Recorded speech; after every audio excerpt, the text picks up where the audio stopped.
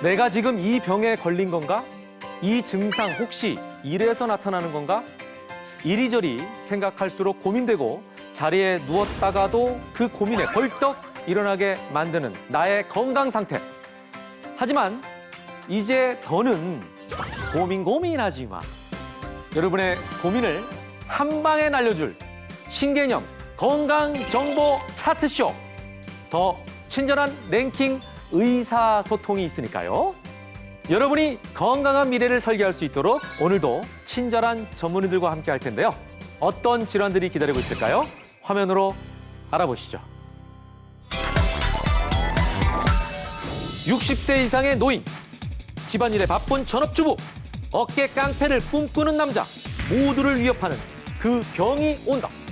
어깨를 자주 사용하시는 분들이라면 누구나 이 질환에서 자유로울 수는 없을 것 같습니다. 더 친절한 랭킹 의사소통, 오늘은요, 어깨를 지탱하는 근육, 회전근개의 파열로 고생하는 스타들을 만나볼 텐데요. 먼저 3위부터 공개합니다.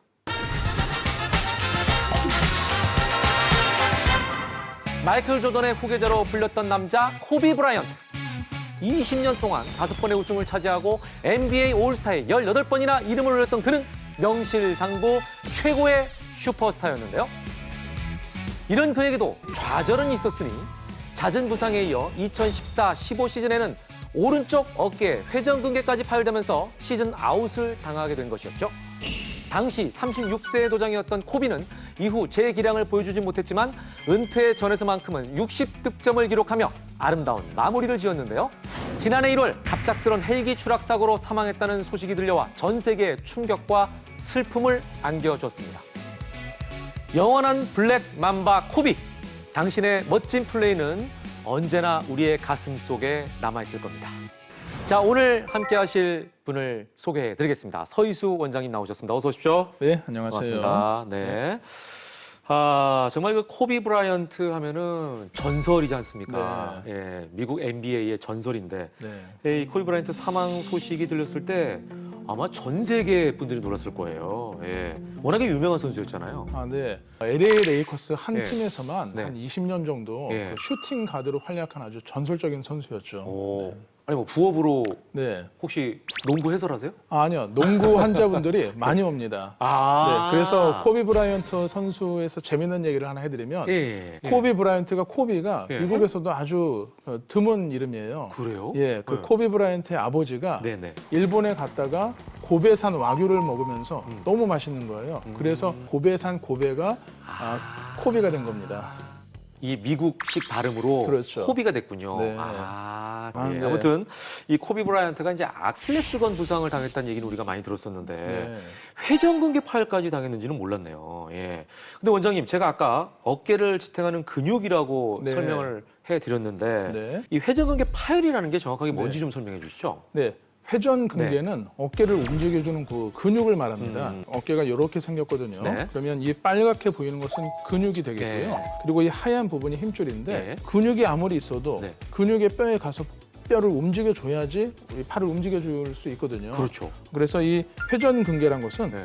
이 근육과 힘줄을 다 통틀어서 말을 하는 것입니다. 그런데 이 회전근개 파열은 어깨를 움직여주는 힘줄이 나이가 드시면서 네. 노화로 찢어지던 네. 혹은 외상으로 찢어지던 네. 힘줄이 손상이 돼서 통증이나 움직임의 제한을 일으키는 그런 질환이 되겠습니다. 그러네요. 자, 그렇다면 보통 어떤 증상이 나타나게 되죠? 네. 어깨를 움직여주는 힘줄이 손상이 되는 질환이다 보니까 그 힘줄이 기능을 못하면 팔이 잘 안 올라갑니다. 그래서 쉽게 생각하시면 어깨가 아프고 어깨를 움직이는 것이 부자연스럽다 할 때는 네. 회전근개 파열을 의심을 해볼 수 있고요.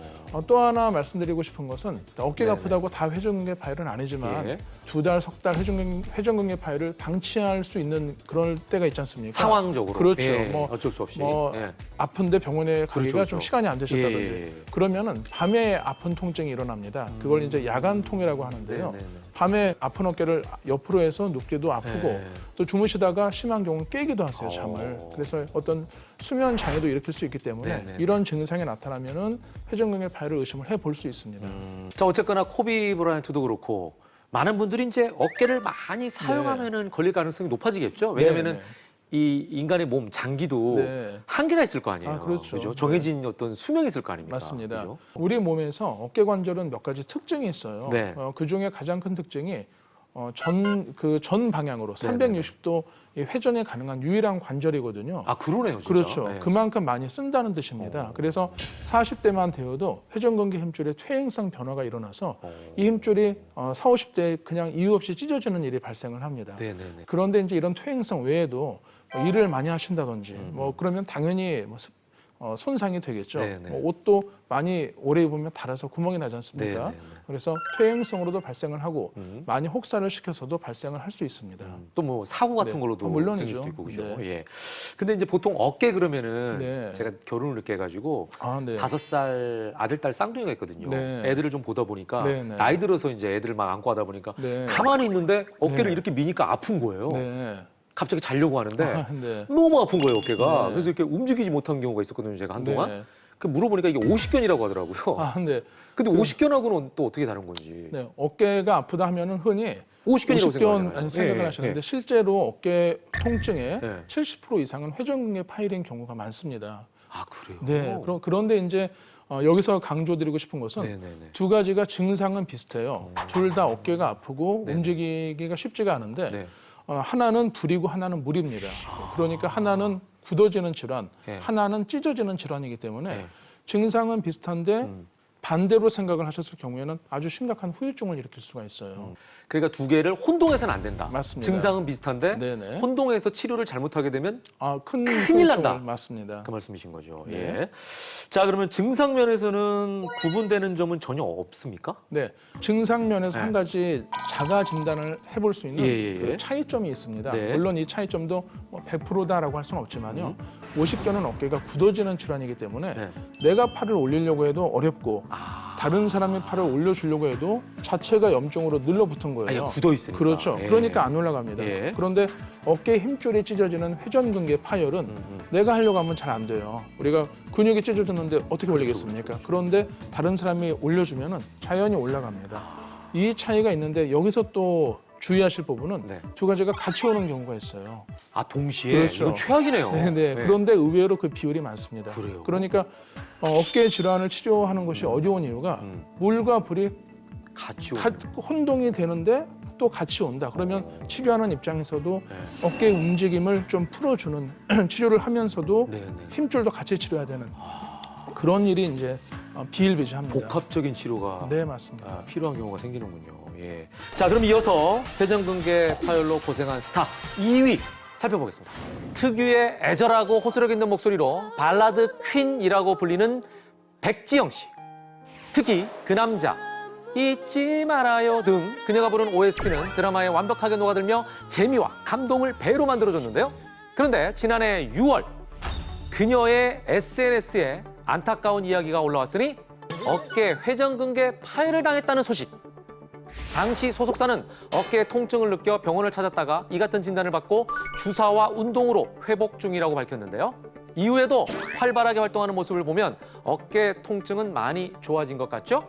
그래도 앞으로 조심하기로 해요. 꼭이요. 얼마나 너를. 제가 백지영 씨 노래를 정말 좋아하거든요.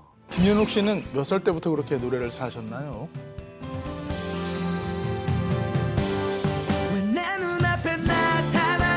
죄송합니다. 잠깐 시크릿가든요.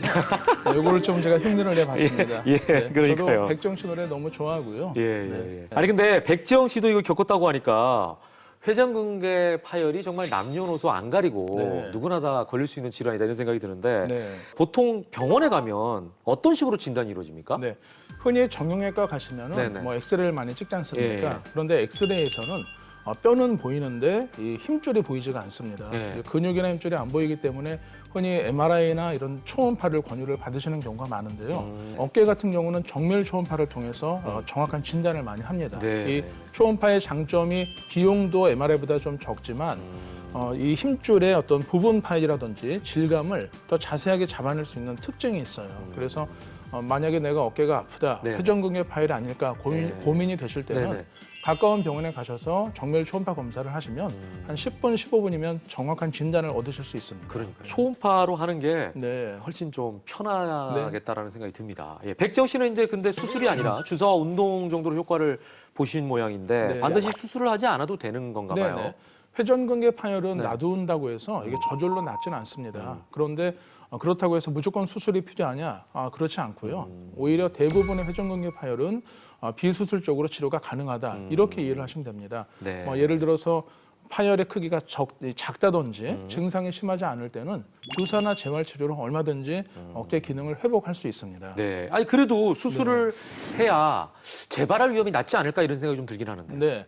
환자분들께서 많이 궁금해하시는 부분이에요. 실제로 예. 이제 내 힘줄이 찢어졌는데 그렇죠. 그걸 저절로 안 낫는다 치면은 네. 붙여야지 낫지 않겠느냐. 갖다가 수술 통해서 꽁꽁 묶으면 그렇죠, 맞습니다. 확실한 거 아니야? 이런 네, 생각할 거 아니에요. 정확하게 예, 말씀을 예, 하셨어요. 이 부분을 가장 궁금해하시는데요. 예. 여기서 문제는 꽁꽁 그 부분을 붙여놓는다 하더라도 네. 재파열이 되는 빈도가 무려 한 20%에서 40%로 보고되고 있어요. 꽤 높네요. 상당히 높. 10명 중에 2명에서 4명이면 꽤 높지 않습니까? 그러네요. 그 이유가 이제 물리적으로 봉합을 해놔도 뼈와 힘줄이 세포 단위에서 딱 엉겨붙기가 쉽지가 않습니다. 그래서 붙다가 도로 떨어지는 일이 발생을 하는데 예. 이때는 치료가 훨씬 더 어려워져요. 그러네요. 네. 그러니까 이제 수술도 좀 신중하게 해야겠다는 생각이 드는데 맞습니다. 그렇다면 효과적인 비수술 치료가 있습니까? 네. 옛날에는 주사나 물리치료만 한다든지 그게 아니면 수술 둘 중에 하나를 많이 했는데 네네. 최근에는 수술을 하지 않고도 보다 근본적으로 회전근개 힘줄을 재생을 하는 방법들이 있습니다. 찢어진 회전근개에 콜라겐을 넣어서 혹은 네. 세포 증식을 촉진하는 약물을 넣어서 재생을 돕는다든지 이런 방법들이 있고요. 어깨가 회전근개 파열이 아닐까, 수술이 필요하지 않을까 걱정하시지 마시고 가까운 병원에 가셔서 나에 맞는 정확한 치료를 받기를 저희가 권유드립니다. 그러네요. 예, 본인이 판단할 수 없잖아요. 그렇죠. 전문가와 네. 반드시 상담하시기 바랍니다. 자, 회전근개 파열로 고생한 스타 마지막 1위 살펴보겠습니다.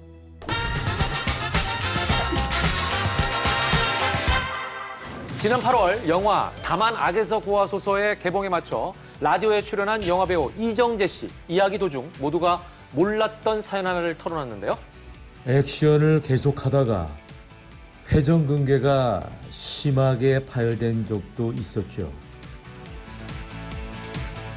많은 액션씬을 대역 없이 직접 소화하다 보니 불가피하게 일어난 사고. 하지만 그 열정 덕분일까요? 영화는 400만 관객을 돌파하며 지난 여름 최고의 흥행작에 등극했습니다. 멋있는 액션도 좋고 열정도 좋지만 몸 아껴가면서 촬영하세요.